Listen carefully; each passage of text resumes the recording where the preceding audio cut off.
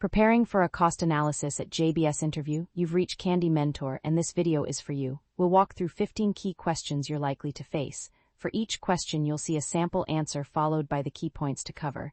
Subscribe, like, and share, and drop a topic request in the comments. Question 1. What does cost analysis mean in a meat processing company like JBS? Cost analysis helps management understand what it costs to produce, process, store, and distribute products. At JBS, I would connect financial costs with operational drivers such as livestock prices, feed, labor, energy, yield, packaging, and freight. I would compare actual results with standards or budget, investigate material and conversion variances, and explain implications for margin.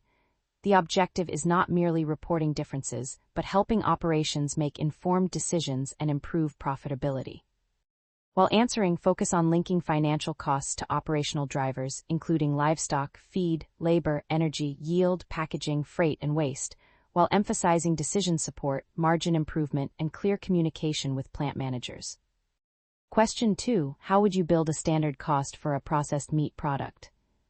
I would begin with the product recipe or bill of materials, then estimate raw material quantities after applying expected processing yields.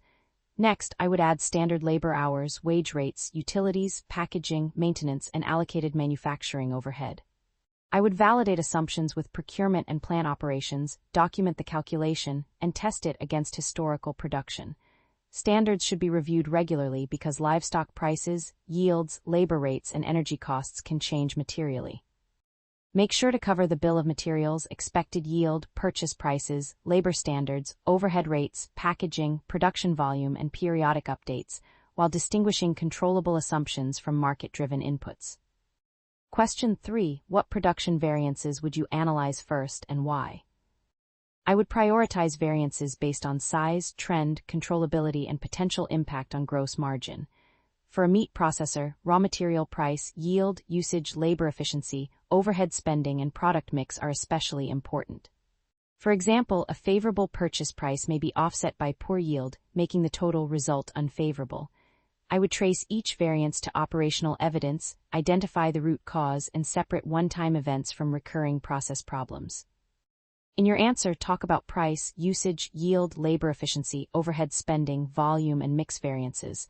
Prioritize by materiality, controllability, recurrence, and likely effect on product margin. Question 4. How would you calculate and investigate yield variance? Yield variance measures the financial effect of producing more or less finished product than expected from a given input. I would compare actual output with standard output, multiply the difference by the relevant standard cost, and then investigate the operational cause. In JBS operations, possible drivers include trimming, fat content, quality rejections, rework, equipment settings, downtime, or inaccurate standards. I would also confirm that production and inventory records are complete before concluding performance declined. Be sure to mention input quantities, expected versus actual output, standard yield, product specifications, trimming, rework, downtime, quality losses, and the distinction between measurement errors and genuine operational deterioration.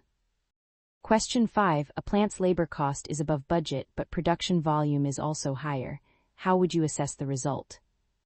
I would avoid concluding that labor performance deteriorated solely because total cost exceeded budget. First, I would flex the budget for actual production volume and product mix. Then I would separate wage rate variance from efficiency variance by comparing actual hours and rates with standards. I would examine overtime, temporary labor, absenteeism, downtime, training, and product complexity. If hours per unit improved despite higher total cost, the plant may have performed well while simply producing more volume. Focus on separating volume, rate, and efficiency effects. Compare hours per unit, wage rates, overtime, staffing levels, product mix, downtime, and capacity utilization before judging performance. Question 6. How do raw material prices affect JBS's profitability and cost reporting? Raw material prices can quickly change product margins because livestock and other inputs represent a significant production cost. I would quantify the purchase price variance, assess its effect on inventory and cost of goods sold, and compare movements with market data or supplier agreements. I would also consider whether selling prices can be adjusted and whether product mix changes absorb the impact. Finally, I would distinguish unavoidable market inflation from unfavorable purchasing decisions. Cover procurement prices, standard cost updates, inventory valuation, purchase price variance, pass-through limitations, product mix, margin analysis, and the need to distinguish market movements from purchasing performance. Question 7. How would you allocate manufacturing overhead across products or plants? I would first group overhead into meaningful pools such as utilities, maintenance, depreciation, supervision, and quality costs. Then I would select drivers that reflect consumption, such as machine hours, labor hours, production volume, or processing time. If products use resources very differently, activity-based costing may provide better insight than a single volume rate.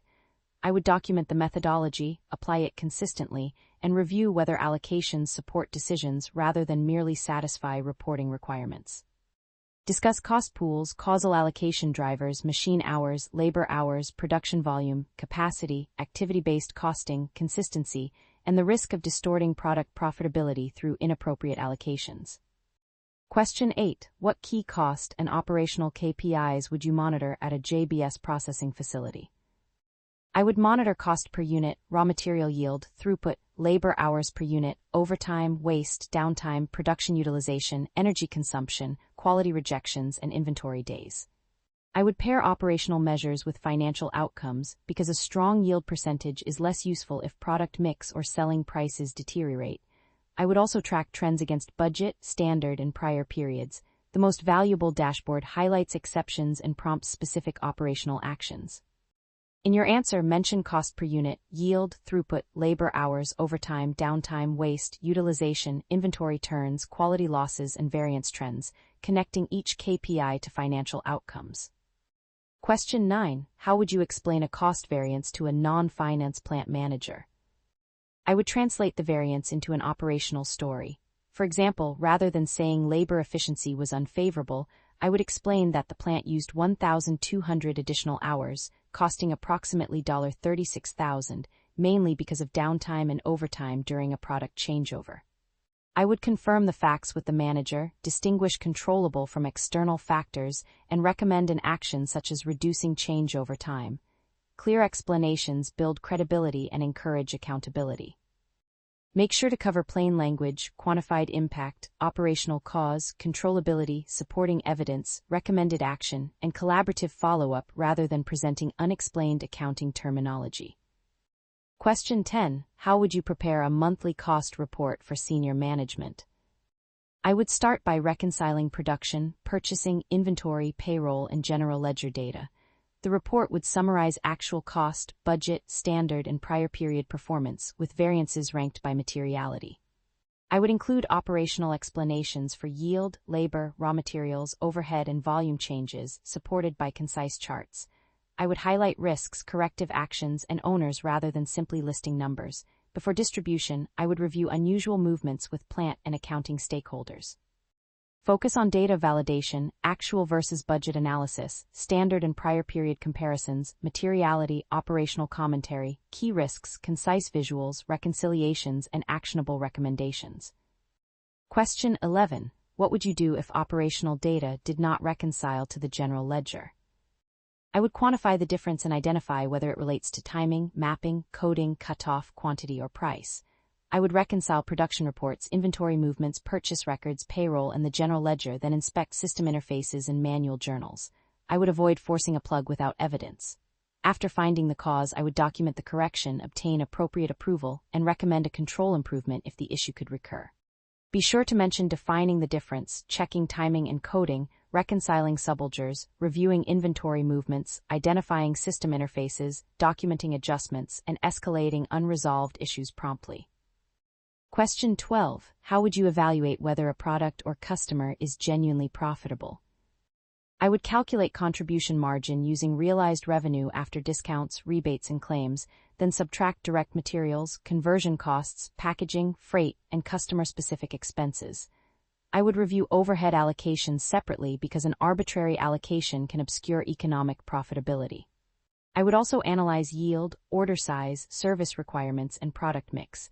Finally, I would test sensitivity to price, volume, and input costs so management understands whether the relationship is profitable sustainably. Discuss revenue quality, direct material and conversion costs, freight, rebates, yields, overhead, customer-specific requirements, allocation methodology, contribution margin, and sensitivity to volume or price changes. Question 13. Tell me about a time you improved a cost reporting or analysis process. In a prior role, a monthly cost report required several manual spreadsheet consolidations and often contained inconsistent product mappings. I created a standardized template with controlled inputs, automated lookups, validation checks, and a reconciliation to the ledger. I partnered with operations to confirm definitions and tested the output over 3 reporting cycles. The process reduced preparation time by roughly 40% and improved review quality. I learned that automation works best when ownership and definitions are clear. Use a structured example with the original problem, analysis, action, stakeholders, measurable result, control improvement, and lesson learned. Quantify time saved, accuracy gained, or cost reduced. Question 14. How would you use Excel or an ERP system to investigate cost performance? I would use the ERP to obtain source transactions for production, purchasing, inventory, labor, and overhead, preserving traceability back to the ledger.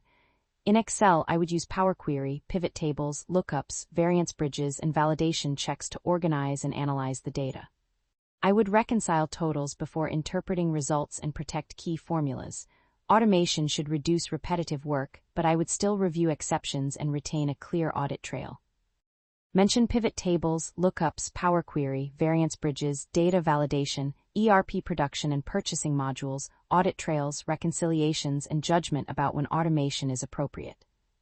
Question 15. A major customer requests a price reduction while input costs are rising. How would you analyze the decision?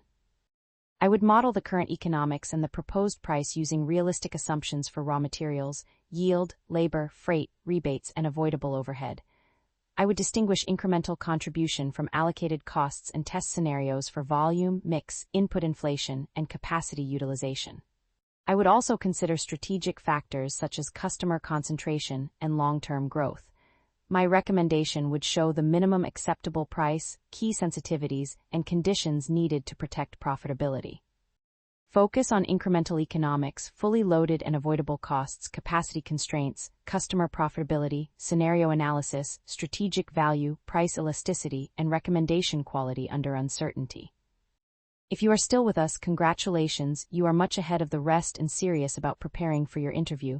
We hope we were able to add value to your preparation and create some helpful content. Do not forget to like and share this video. Your small act can do great things for us.